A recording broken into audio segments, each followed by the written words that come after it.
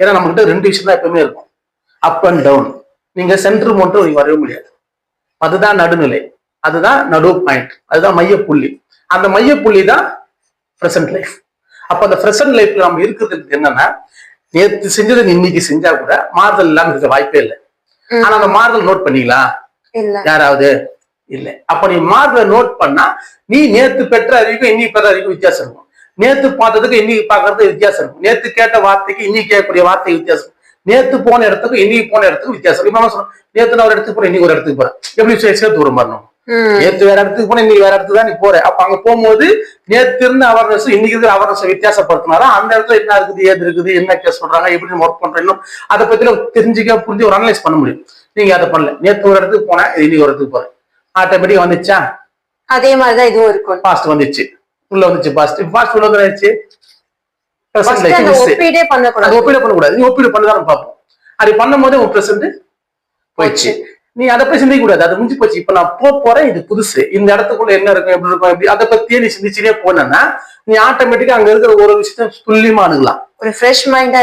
எப்பவுமே நீ என்ன சொன்ன, எப்பவுமே நீ அந்த பிரசன்ட் லைஃப்குள்ளேயே தான் இருக்கும். அந்த பிரசன்ட் லைஃபுக்குள்ள இங்க யாரெல்லாம் ஓரளவுக்கு இருக்கிறாங்களோ அவங்க எல்லாம் பாத்தீங்கன்னா இந்த வாழ்க்கையை ஓரளவுக்கு பக்காவா அச்சீவ் பண்ணுவதா இருக்கும். ஆனா அது பிரசன்ட் இல்லை என்ன பொறுத்த வரைக்கும். அந்த நான் சொல்ற பிரசன்ட்ன்றது பாத்தீங்கன்னா உன்னோட அறிவும் உன்னோட அனுபவம் கூடணும், நீ யாருன்ற புரிதல் விளங்கணும். இதுதான் லைவ் பிரசன்ட் லைஃப். இங்க இதுவே தெரியாது. பிரசன்ட் லைஃப்னா அது கூட நார்மலா வச்சுக்கணும். சொத்து சேர்த்துக்குவோம், ரொம்ப இந்த சொசைட்டில ஒரு நல்ல பேரோட இருக்கிறவங்க, அதிகம் பொருள் வச்சிருக்கிறவங்க, அதிக பேர் கும்பலா சேர்ந்து ஒருத்தவங்க போயிட்டு அவங்க தான் சிறந்தவங்க சொல்றோம். அவங்களதான் நம்ம வந்து சிறப்பா வச்சுருவாங்க. ஆனா பிரசன்ட் லைஃப்ல யார் இருக்கிறீங்களோ அவங்க எல்லாருமே ஞானியா தான் இருக்க முடியும். பிரசன்ட் லைஃப்ல வாழ்றவங்க எல்லாருமே ஒரு பெரிய ஒரு மாற்றக்கூடிய பர்சனா தான் இருக்கு.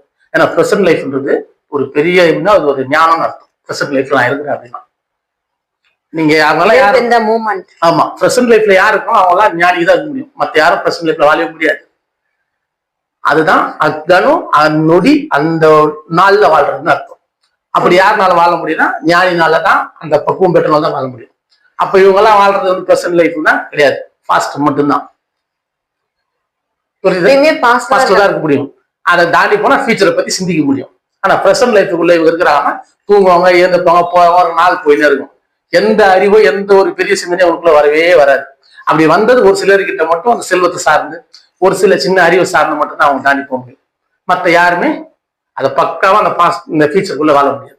அப்படி ஃபியூச்சருக்குள்ள அவன் பக்காவா வாழ்றான்னா அவனோட சிந்தனை செயலாம் வேற மாதிரி இருக்கும், ஒரு புது விதமா தான் இருக்கும் எப்பவுமே. ஏன்னா அவன் புதுசு புதுசா சிந்திப்பான், புதுசு புதுசா அவனுக்குள்ள தோணும். நேற்று பார்த்து சிந்திப்பாது புதுசா தெரியும், ஆனா உண்மையை புதுசு தான் அது. நேற்று பார்க்கும்போது வேற, இன்னைக்கு பார்க்கும்போது அது